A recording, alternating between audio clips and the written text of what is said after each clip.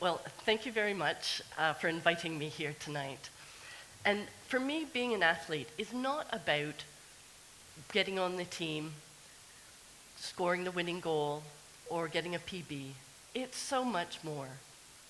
And before I tell you what being a coach means to me, I want to tell you a few stories. Is that all right? So, if you were to rewind the film of Midgie's life, go back 15 years ago. Now, 15 years ago, I got really ill. I was kind of burning the candle at both ends, in the middle. And it was like my body rugby tackled me to the ground and went, I don't want to play this game anymore. And I was flat out, quite seriously ill at that time. Now, when I was recovering, I had a very good friend, Lloyd, who said to me, Midgie, why don't you come and do the Brighton 10K with me? And I looked him up and down as if he was absolutely mad. I said, I can't run a 10K. Imagine this, when I'm walking down the road, I'm kind of shuffling, catching my breath. Little old ladies would walk faster than me. It's like, if I can't do that, I can't do a 10K. And this wise friend said to me, Midgie, if you believe you can't, you can't. If you believe you can, you can. Your choice. I was like, okay. Then he said, what's it going to be? I felt like a rabbit in the headlights, frozen, and all I could hear is my heart pounding. My throat got dry. I was being put on the spot to make a decision. I had to choose whether I believed I could do something, like a 10K. So I decided, yeah, okay, I'm up for the challenge. And I said, yes, I'll do it. And with his help, support, and encouragement, I got to the start of the 10K, and I was really excited and couldn't believe I was actually there doing it. And as I was running the 10K along the Hove Seafront, I was thinking to myself, I can do this, and I am doing it. I can do this, and I am doing this.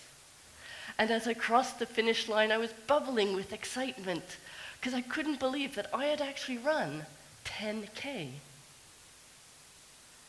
And Lloyd said to me, wow, if you can do this, what else can you do? Now, I was feeling pretty good after doing the 10K, and I was really excited and really confident that I could do anything I put my mind to. And when Lloyd and I were bouncing around ideas of what I could do next, he suggested I do a marathon. And I gave him that look again, as if he's mad. I was like, a marathon? I don't know how to do a marathon. That's too far for me. And he said, Midgie, can you run 1 mile? And I went, well, yeah, of course I can run 1 mile. I've just run 6 miles in that 10K race. He said, well, if you can run 1 mile, just do that 26 times. And I just stood there going, wow, okay, if I just approach it 1 mile at a time, maybe I could do that marathon. So I went out and I talked to people because I had no idea what to do to train for a marathon. So I talked to coaches, I joined a club and ran with people. I talked to people about nutrition because having been quite ill, nutrition was very important to me. I also talked to people about getting your head around it and all the different tricks that could help me do those 26 miles. And I chose to go back to Ottawa, where I'm from, to run the Ottawa Marathon. And I was really, really excited. I was in my hometown. There was friends dotted around the course. And I stood on the start line, bubbling with excitement and nervousness. Could I do this? And Lloyd's words rang in my head. Midgie, if you believe you can't, you can't. If you believe you can, you can. What do you choose? And I was choosing to believe that I could. And as I was running the marathon along the streets and the canal of Ottawa, I kept on saying to myself, I can do this. I am doing this. So that became my mantra. I can and I am. And I'm choosing to believe in myself, that I can do anything I put my mind to. And it was great. As I was running along, I had friends shouting out, "Yay, Midgie, way to go, keep on running." And that made me stand that little bit taller, run that little bit faster, just because they were there supporting me, encouraging me along the route. And as I crossed the finish line, I had tears in my eyes because I had done a marathon. I had run 26.2 miles. And that was such an achievement because 11 months earlier, I had been flat on my back, seriously ill. And Lloyd's words again echoed in my head, saying, if you can do this, what else can you do? Well, fast forward a couple of years later, and I was looking at a career change. I'd worked in an office and I wanted to do something different. So I effectively coached myself and decided that life coaching was something that I wanted to do. I wanted to make a positive difference to people's lives. And when I was thinking about, well, what area of coaching do I want to get into? And I thought, well, Lloyd helped me all those years ago. He helped me believe in myself. He helped me go from I can't to I can. So I decided, and I love sports. I continued running and doing some triathlons. I love psychology, so combining sports and psychology together. I then read lots, did research, did extra courses, and focused on working with individuals who initially start off with their sports. Initially, they're thinking about they want to get an extra edge. And I've worked with people who've never done a marathon or a triathlon before and helped them believe in themselves, help them get the confidence in themselves, help them go from I can't to I can.